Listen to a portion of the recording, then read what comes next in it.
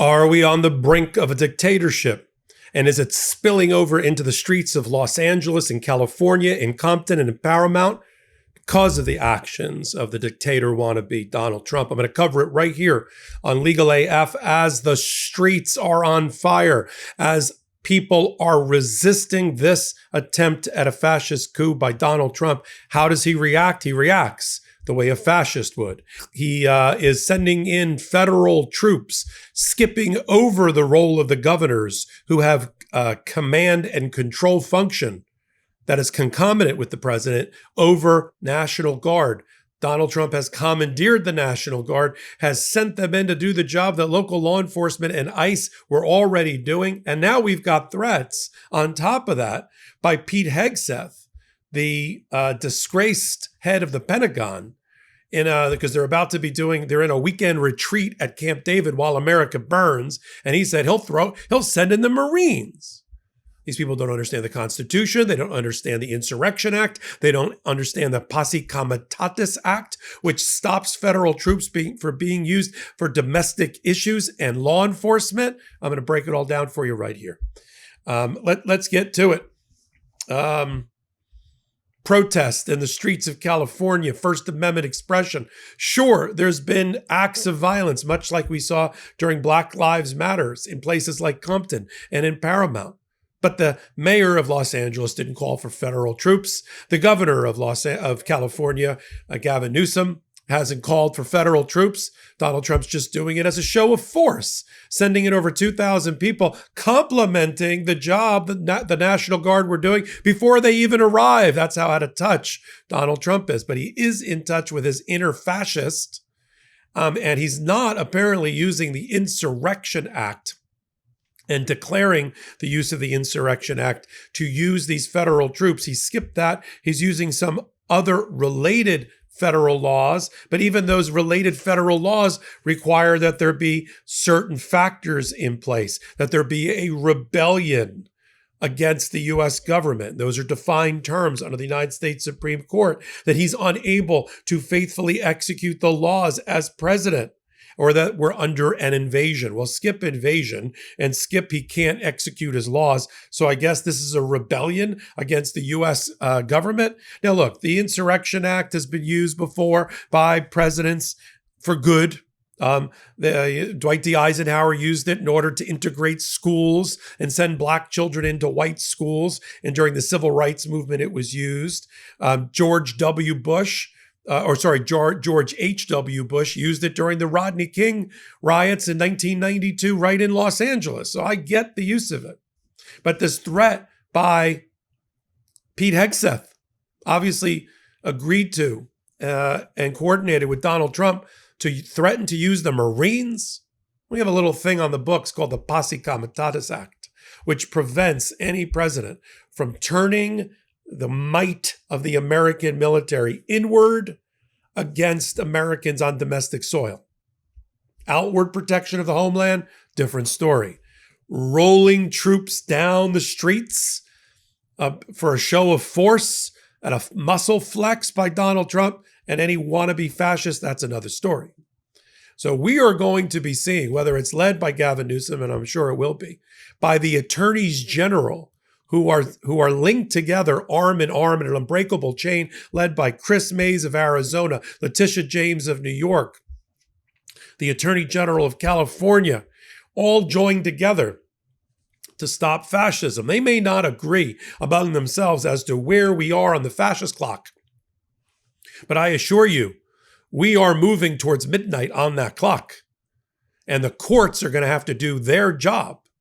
Donald Trump keeps losing at the federal trial level. He loses at the federal first level of appeals level. He wins more than he loses at the United States Supreme Court, who have emboldened him by allowing him to bring emergency application after emergency application when there are no emergencies. There's emergencies now. One of these groups I've just identified, have to get into court on Monday, Tuesday at the latest, and bring that lawsuit before a federal judge in California. And I can think of a few that I'd love to have assigned to this case, to shut down and block the use of federal troops by Donald Trump on domestic soil, or his use of the state National Guard and federalizing them and taking command of them because the factors that allow for that aren't present. That is what we need to see. The Attorney General of California said something I don't completely agree with, which was, we're not quite there yet on the fascist scale. We're getting close. It's a pressure test. Forget the pressure test. Every day, every hour, every 24 hours, there's a new constitutional crisis, a new lurch of presidential abuse of power by Donald Trump. And we have to talk about it first, but then we got to put that talk into action. I do my part with this community. Yeah, I do my part with this community. We empower each other by being together, linked together on Legal AF and on the Midas Touch Network. On Legal AF here, hit that subscribe button. It matters now.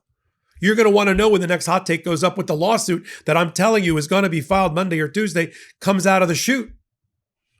And while Donald Trump and his illustrious cabinet, right, are fiddling while California and the rest of the country burns, that's a canary in a coal mine moment, what's going on in California. Just like it was with the George Floyd protest and the protests in New York and the rest.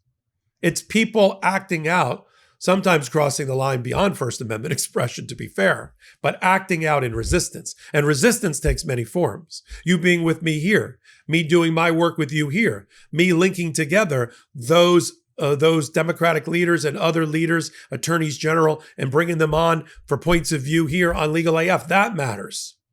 The work that these attorneys generals are doing with our support, along with public interest groups and the American Civil Liberties Union, that matters. And us giving them cover, right? This is like a military operation, if you want to call it that. Us giving them and laying down cover fire for them. Bringing the public approbation, the public rejection of the Trump administration policies. We got to bring maximum pressure on the scene. We got to get the media, not just the independent media here on Legal AF and the Midas Touch. We got to get the media in general to join together. I was not surprised that I woke up to see some of the streets of California on fire over these issues. But Donald Trump sent in a fireman, but all the firefighter had wasn't water to quell the problem, but was a flamethrower. This is Ray Bradbury. This is Fahrenheit 451. This is firefighters burning books instead of putting out fires. That's what's going on in the streets of California, where Donald Trump wants to flex his muscle as a fascist and show who's the boss and who's in charge. And he's doing it by skipping major constitutional steps that are required. Supreme Court, are you watching? You emboldened this. You created this golem. You created this monster with your immunity decision. So inartfully drafted, so half-baked in the analysis. All Donald Trump heard was, I can do anything. I can get away almost with murder, and I won't be charged with a crime. Let me at it. And then we let him back in, right? We let the golem into the village. Well, not us, but a fair number of people voted for Donald Trump to get him elected. And a fair number of people, equal people, stayed home because they didn't like the choices. They sat out democracy. And this is what happens when you aren't engaged and you sit out democracy and you say, I'll pick it up the next time, like it's some World Cup event or the Olympics. Oh, I missed the Olympics this year. I'll get it in 4 years. I'll sit out democracy. Look what's happening. Those that didn't like Hillary Clinton couldn't hold their nose to vote for her. We said that the Supreme Court was going to be lost for generations. We said again, if Donald Trump gets in, for the only reason to vote just to make sure he doesn't completely take over and change 100% the face of the federal judiciary and the Supreme Court and get any more picks. By the time this is all said and done, he's going to have 5 picks or more on the United States Supreme Court. If we don't vote him out by voting during the midterms and return the Senate and the House to the Democrats. Unless you like Marines rolling through your town. I'm in Miami. I just read the paper today, the Miami Herald, and they're talking about how tense things are at the airport, even for U.S. citizens, because of the show of force of ICE and federal troops I mean, I've gone through third world country airports in travel and second world airports, and I was like, that's a lot of AR-15s and M16s sitting around the airport, with dogs. After a terrorist attack in America, I've seen it too. But now what are we watching? This is a police state, and the head cop is Donald Trump. But you have the right to vote him out. And that's where the midterms come in. I'm going to tie it all together for you every day, every hour right here on Legal AF. Take a moment, hit the free subscribe button. Come right back. Rinse and repeat on Legal AF. I'm Michael Popok. Can't get your fill of Legal AF? Me neither. That's why we formed the Legal AF Substack. Every time we mention something in a hot take, whether it's a court filing or a oral argument, come over to the Substack. You'll find the court filing and the oral argument there, including a daily roundup that I do called, wait for it, Morning AF. What else? All the other contributors from Legal AF are there as well. We got some new reporting. We got interviews. We got ad-free versions of the podcast and hot takes. Where? Legal AF on Substack. Come over now to free subscribe.